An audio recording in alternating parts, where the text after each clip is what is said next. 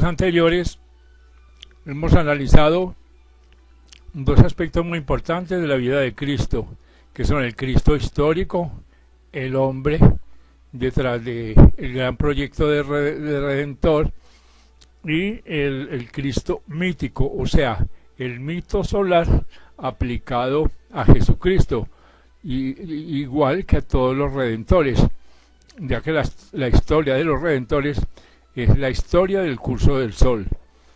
Pero en este video nos vamos a concentrar hablando sobre el Cristo místico. Para el efecto vamos a seguir ateniéndonos a un libro de la filósofa inglesa Anna Besant llamado Cristianismo Esotérico. La señora Besant fue directora de la Sociedad Teosófica durante muchos años, escribió muchísimos libros, y dicha sociedad, o sea, la Sociedad Teosófica, fue fundada, como ya hemos dicho muchas veces, por la señora Elena Blavatsky.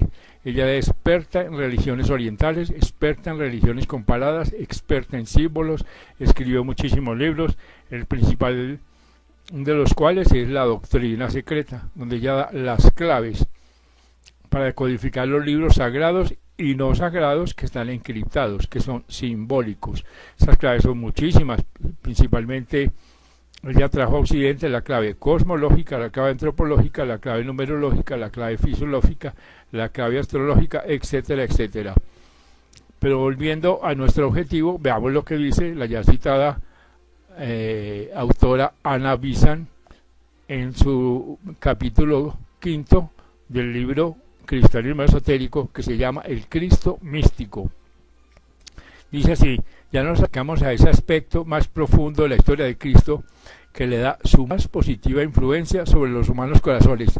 Ya nos acercamos a esa vida eterna que brota del manantial invisible y cuya espléndida corriente de tal modo envuelve a su representante, le deslumbra a los mortales y los agolpa en torno suyo, antes dispuestos a repeler aún los mismos hechos históricos que a rechazar una verdad que como esencia de la vida superior intuitivamente reconocen. Nos acercamos pues al sagrado recinto de los misterios, donde levantaremos una punta del velo que oculta el santuario. Hemos visto que retrocediendo a la antigüedad, cuán lejos es posible, sin que encontramos reconocida en todas partes la existencia de una enseñanza oculta, de una doctrina secreta transmitida por los maestros de sabiduría en condiciones rigurosas y ceñidas a candidatos aprobados. Eran estos candidatos iniciados en los misterios, entre comillas, nombres que la antigüedad comprendía, según hemos visto, lo más espiritual de la religión, lo más profundo de la filosofía, lo más valioso de la ciencia. Por estos misterios pasaron todos los grandes instructores de los tiempos antiguos, entre los cuales eran los grandes los hierofantes. Los que se dieron a la luz del mundo para hablar del universo invisible, atravesaron antes el portal de la iniciación y aprendieron allí el secreto de los santos seres de sus propios labios. Todos ellos vinieron acompañados de la misma historia, de la cual son versiones los mitos solares, idénticos en sus rasgos esenciales, pero distintos solo en el color local. Así que esta historia es en su origen la del descenso del logos a la materia, y el dios sol es su símbolo propio, puesto que el sol es su cuerpo, por lo que con frecuencia se le señala como, en comillas, aquel que mora en el sol. Bajo cierto aspecto, el Cristo de los misterios es el logos que desciende a la materia, siendo el gran mito del sol la enseñanza popular de esta verdad sublime.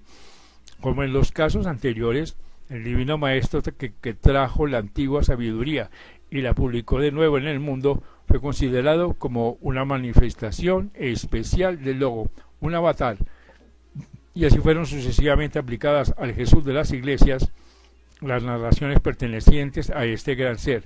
De este modo vino a quedar identificado en el lenguaje cristiano con la segunda persona de la Santísima Trinidad, Padre, Hijo y Espíritu Santo. Así pues, el Logos o la palabra de Dios y los acontecimientos salientes referidos en el mito del Dios Sol venían a ser los acontecimientos salientes de la vida de Jesús, considerado como la divinidad encarnada, el Cristo mítico.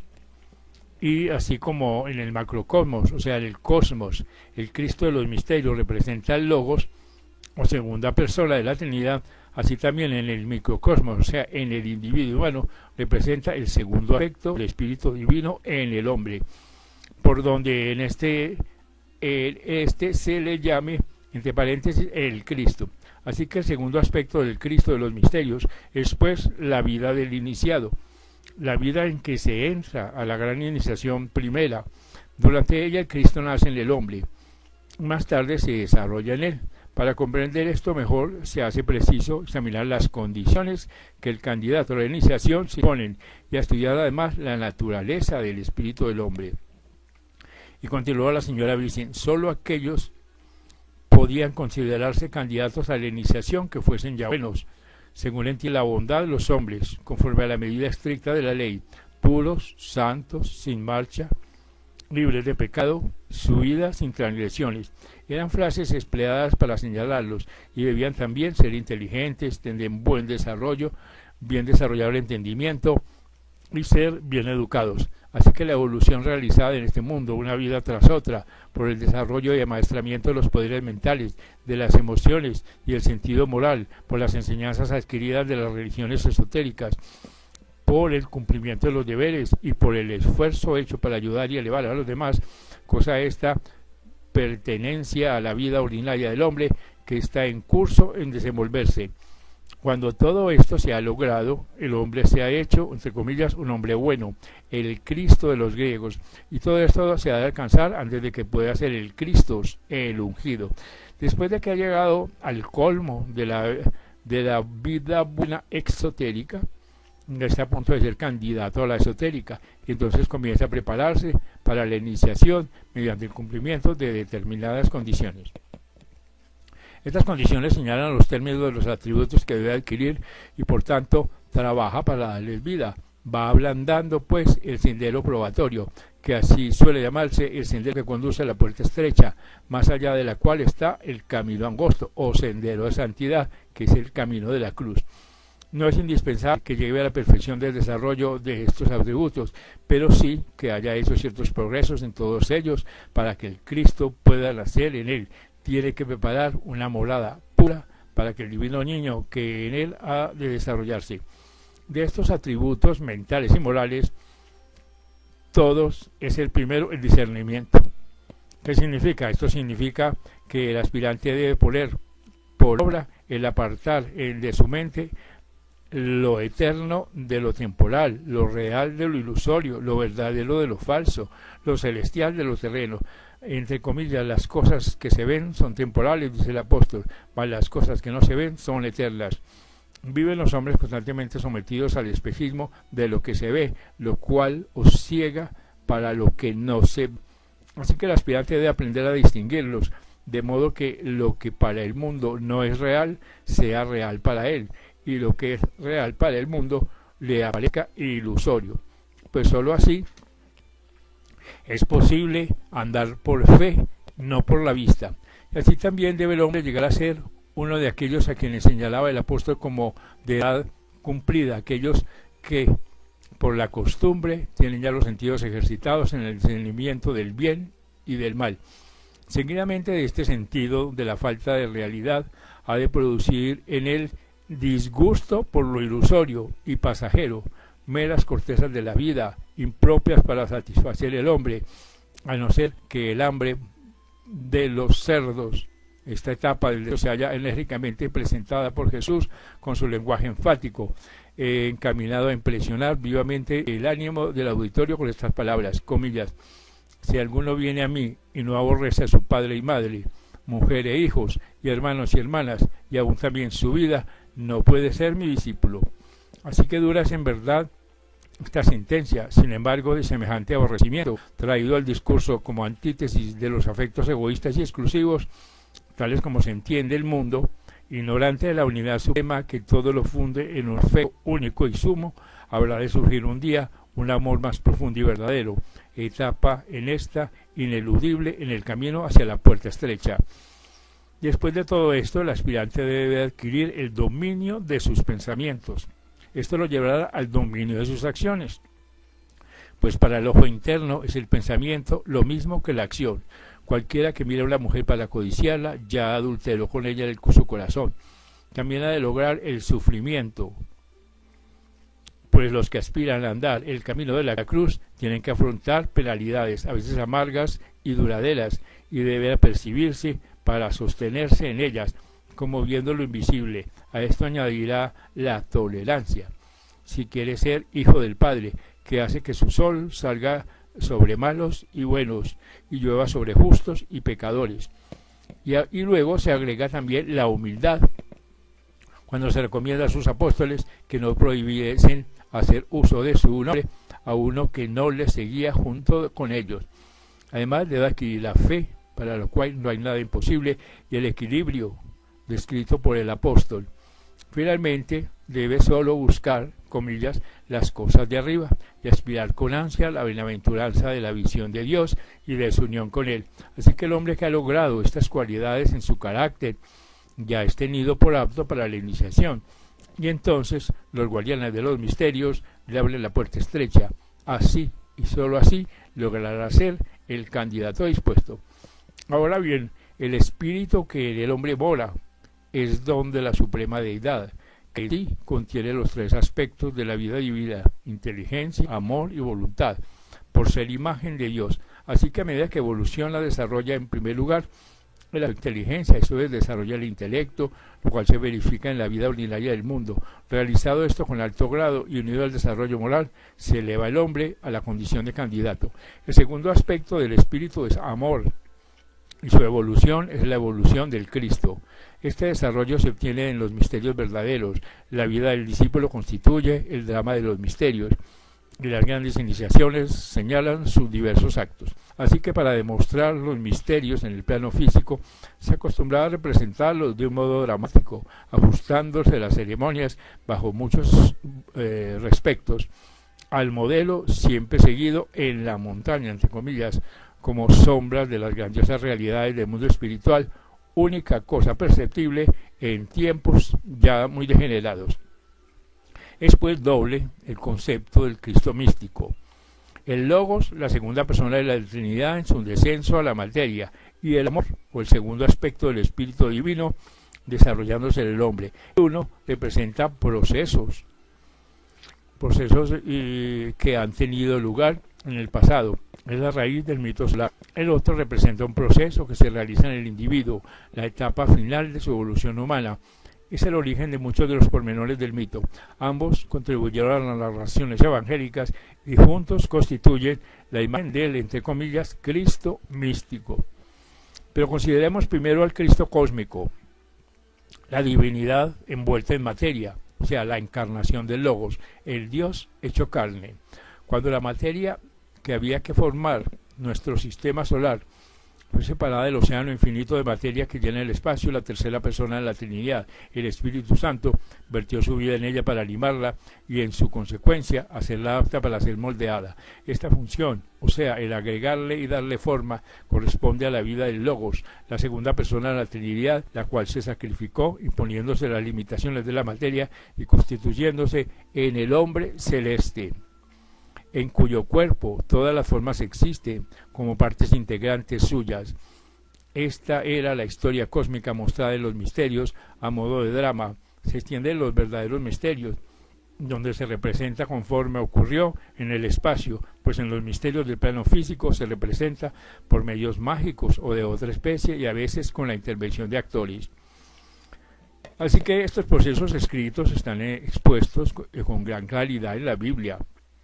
Cuando, en comillas, el Espíritu de Dios era llevado sobre las aguas, las tinieblas reinaban sobre la faz del abismo. Comillas, el gran abismo de materia no exhibía forma alguna, estaba vacío, era el principio. La forma le dio el Logos, el verbo del cual está escrito: todas las cosas por él fueron hechas, y sin él nada de lo que se ha hecho fue hecho. Esto es dicho por el autor W. Lee Bethel, que lo expresa bien, comillas, el resultado de esta gran emanación.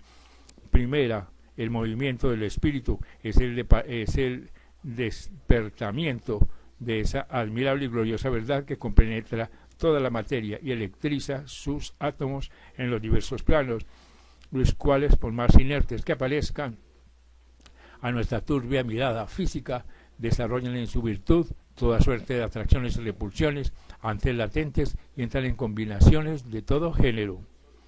Solo cuando esta obra del Espíritu se hubo terminado, pudo el Logos, el cósmico Cristo místico, revestirse de materia, entrando en el que es a la verdad el vientre de la Virgen, la matriz de la materia, virgen todavía improductiva. Así que esta materia había sido vivificada por el Espíritu Santo, el cual, cobijando a la Virgen, vertió en ella su vida, disponiéndola así para recibir la vida del segundo Logos, que tomó esta materia por vehículos de energías. Esta es la encarnación del Cristo, su hacerse carne. Tú no desñaste el vientre de la Virgen, como dice en los misterios. En las versiones latinas e inglesas del texto original griego del credo de Nicea, han sido combinadas las proposiciones de la frase que describe este aspecto del descenso, con lo cual se ha cambiado también su sentido. El original dice: y fue encarnado del Espíritu Santo y de la Virgen María. Más la traducción dice: y fue encarnado por el Espíritu Santo de la Virgen María. Así que Cristo tomó forma no de la materia virgen solamente, sino de la materia ya impregnada y palpitante con la vida del tercer Logos, de modo que entre ambas, vida y materia, le envuelven como una vestidura. Este es el descenso del Logos a la materia, descrito como el nacimiento del Cristo de una Virgen. En el mito solar se convierte en el nacimiento del Dios Sol, cuando aparece el signo de Virgo en el horizonte. Así que comienzan luego los esposos de la obra del Logos en la materia, simbolizados con propiedad en la infancia de que habla el mito. Sus majestuosos poderes se someten a todas las debilidades de la infancia, manifestándose muy poco a través de las tiernas formas que anima. Así que la materia aprisiona y aún parece amenazar de muerte a su rey niño, cuya gloria está velada por las limitaciones que se impuestan. Mas él la moldea lentamente en prosecución de altos fines y la eleva a la virilidad, y se tiende entonces sobre ella en cruz para verter desde allí todos los poderes de su entregada vida. Este es el Logos de quien dijo Platón que estaba en forma de cruz sobre el universo. Este es el hombre celeste, fijo en el espacio, los brazos extendidos en la actitud de echar bendiciones. Esto es el Cristo crucificado, cuya muerte sobre la cruz de la materia la llena toda con su vida. Muerto al parecer realmente y sepultado, mas se levanta de nuevo, revestido de la materia misma en que pareció sucumbir, y eleva al cielo su ya resplandeciente cuerpo, y allí recibe la fluente vida del Padre y se constituye en vehículo de la vida inmortal del hombre, cuya alma el Logos envuelve a su propia vida, haciendo la cesión de ella para que pueda existir a través de las edades y desarrollarse y crecer hasta lograr su estatura. En verdad, de él estamos revestidos, primero de un modo material y después espiritualmente. Él se sacrificó para llevar muchos hijos a la gloria, y con nosotros está siempre hasta la consumación de los siglos. Así pues, la crucifixión de Cristo es parte del gran sacrificio cósmico y la representación alegórica de él en los misterios físicos, y el sacro símbolo del hombre crucificado en el espacio fueron materializados en una muerte real por crucifixión y en un crucifijo con una forma humana moribunda. Después, esta historia, convertida ya en la historia de un hombre, fue aplicada al divino Maestro Jesús, viniendo a ser la historia de su muerte física, así como el nacimiento de una virgen, la infancia rodeada de peligros, la resurrección y la ascensión vinieron también a ser incidentes de su vida humana. Así pues, los misterios desaparecieron, pero sus grandiosas y gráficas representaciones de la obra cósmica del Logos circundaron y realizaron la más amada figura del Maestro de Judea. Así, el Cristo cósmico de los misterios, con el perfil del Jesús histórico, llegó a constituirse la figura central de la Iglesia cristiana. Pero esto no fue todo. Faltaba el último toque para hacer arrebatadora la figura de Cristo, y esto lo dio a su historia otro Cristo de los misterios, íntimo y caro al corazón del hombre, el Cristo del espíritu humano, al Cristo que está en todos nosotros, que nace, vive y es crucificado y resucita de entre los muertos y sube a los cielos en cada, comillas, Hijo del Hombre, sufrido y triunfante. Así pues, la biografía contenida en los evangelios es la relación de la vida de todos los iniciados en los verdaderos misterios, en los misterios celestes, consignada en sus rasgos más prominentes. Por eso habla Pablo, como hemos visto, del nacimiento del Cristo en el discípulo y de su evolución y completo crecimiento en él. Cada hombre es un Cristo en potencia. El desarrollo de la vida del Cristo en un hombre sigue los rasgos de la historia evangélica en sus más notables incidentes, los cuales son universales, no particulares, según se ha observado. 5 grandes iniciaciones, dice la señora Visa, hay en la vida de un Cristo, cada una de las cuales señala una etapa en el desarrollo de la vida del amor. En la actualidad se imponen, como en los tiempos antiguos, la última determina el triunfo final del hombre que ha trascendido la naturaleza humana, que ha logrado la divina, que se ha convertido pues en Salvador del mundo. A continuación vamos a dar un bosquejo de la historia de esta vida, repetir una y otra vez en las existencias que se entregan a la espiritualidad, y veremos cómo el iniciado va pasando por la vida del Cristo. En la primera gran iniciación, el Cristo nace del discípulo. Entonces, por vez primera encuentra a sí mismo la explicación de lo que significa el saturarse del amor divino, pues experimenta el maravilloso cambio de sentirse uno con todo lo que le alienta. Esto es el famoso, comillas, segundo nacimiento, por el cual se regocijan las huestes celestes, pues él ha nacido en el reino de los cielos como un pequeñuelo, como un niño, nombres siempre atribuidos a los nuevamente iniciados. Esto significan las palabras de Jesús, de que un hombre tiene que volverse niño para entrar en el reino de los cielos. Gran sentido tiene lo dicho por algunos de los primitivos escritores cristianos de que Jesús nació en una cueva, entre comillas, establo en la narración evangelia. Así que la cueva de la iniciación, entre comillas, es una frase antigua, muy conocida, y el iniciado nace siempre en ella, sobre esta cueva donde está el tierno niño, comillas, donde brilla, comillas, estrella de la iniciación. Así que la estrella que aparece al oriente siempre que nace un niño Cristo. Cada uno de estos niños está rodeado de peligros y amenazas, extraños riesgos que no corren otros niños, pues aquellos están ungidos del crisma del segundo nacimiento. Los poderes tenebrosos del mundo invisible ponen todo su empeño en destruirlos, mas a despecho de todas sus acechanzas alcanzan la habilidad, porque el Cristo, una vez nacido, no puede perecer una vez comenzado su desarrollo. Tiene que llegar al término de su evolución, y su preciosa vida se ensancha y crece, y su sabiduría y talla espiritual van siempre en aumento hasta que le llega la hora de recibir la segunda iniciación, o sea, el bautismo del Cristo por el agua y el Espíritu, que lo invierte por los poderes necesarios para ser maestro y ofrecerse al mundo y trabajar en él como el Hijo muy amado. Entonces desciende sobre él en amplia medida el Espíritu Divino, y la gloria del Padre Invisible lo envuelve con sus irradiaciones purísimas.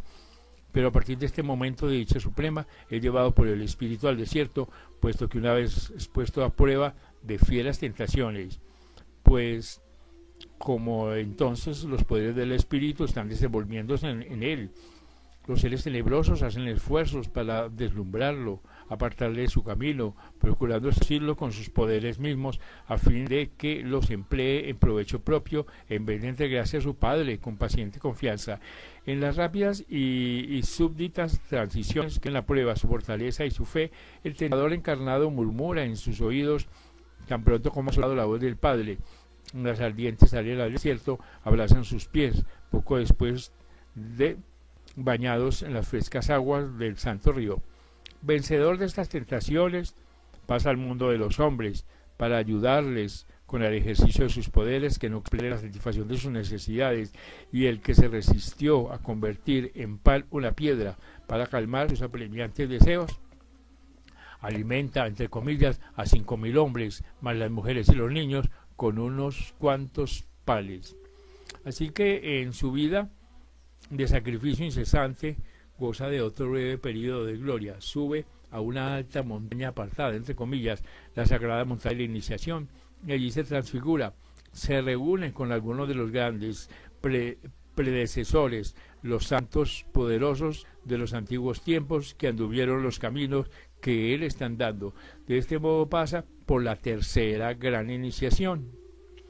Entonces se le aparece la sola de la pasión cercana, a pesar de la cual, rechazando las palabras tentadoras de uno de sus discípulos, se dirige con firmeza a Jerusalén, donde le aguarda el bautismo del Espíritu Santo y del fuego.